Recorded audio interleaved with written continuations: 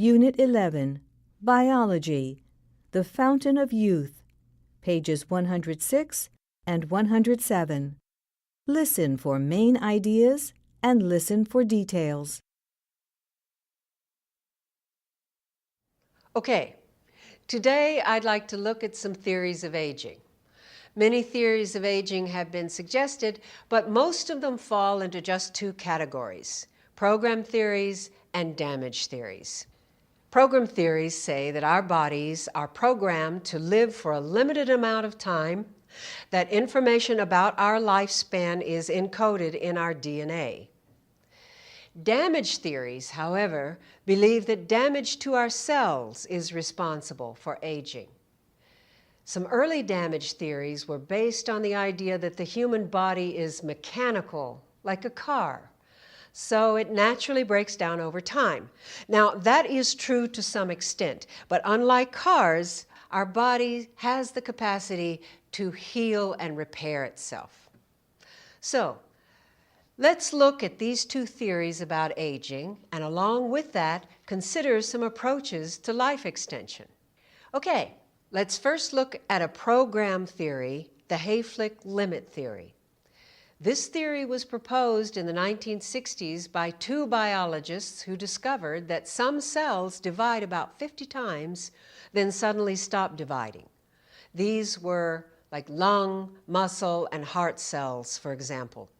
In other words, after about 50 generations of cell division, which takes place over many years, the DNA just stops functioning. One interpretation of this is that a cellular clock is at work, that your time alive is genetically predestined. Now, this sounds like bad news, right? But there is some good news here, and here it is. The rate of cell division is directly affected by the amount of waste products in the cell, okay? So if we reduce the amount of waste, then the cells will divide more slowly. This means we can slow the hands of the clock and live longer. So how do we reduce cellular waste? Well, some scientists think they found an effective way to do this. Eat less, about 30% less.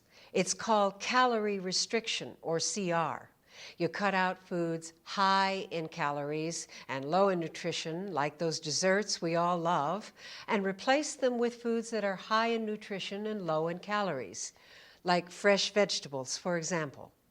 Currently, CR is the only known way to consistently increase lifespan. It's actually been shown to work well in dogs and monkeys. Also, CR doesn't just slow cell division. It lowers metabolic rate. Now, this is potentially important because in mammals, lower metabolic rates are associated with longer lifespans. So, listen carefully. The benefits of CR are twofold, right? 1, slower cell division, and 2, slower metabolism. Both of these can offer life extension. However, let's think about the implications of a CR diet for a moment. Like, what economic impact would it have on the 1 million plus restaurants in the US? After all, they generate $500 billion annually. Or what about the people who earn a living on their physical strength? Could they function effectively on a CR diet? Okay. A second theory of aging, and this is a damage theory, states that our cells accumulate free radical damage with the passage of time. Now, what are free radicals? They're molecules in our body that have an extra electron. In normal molecules, electrons are paired so that their electrical energies are balanced. But free radicals have an extra negative charge, and this causes them to attach to other molecules and cause an imbalance. They're caused by environmental factors that concern oxygen intake, air pollution, and cigarette smoke, for example. And not only do they damage a cell's membrane and DNA, but they also make it more difficult for cells to repair the damage. This in turn causes aging to accelerate. So, is there any good news here? Is there any way to reduce the number of free radicals? Yes, and the key is oxygen. We know that animals with lower metabolic rates metabolize less oxygen, and less metabolized oxygen means a lower production of free radicals, which means less cell damage. Make sense? So note that this is a second benefit of a lower metabolic rate. So, scientists have learned in the last few decades a lot about why we age, but what can we do about it? Well, on one side, we have what might be called high-tech approaches. For example, the use of stem cells to act as a repair system for part of the body.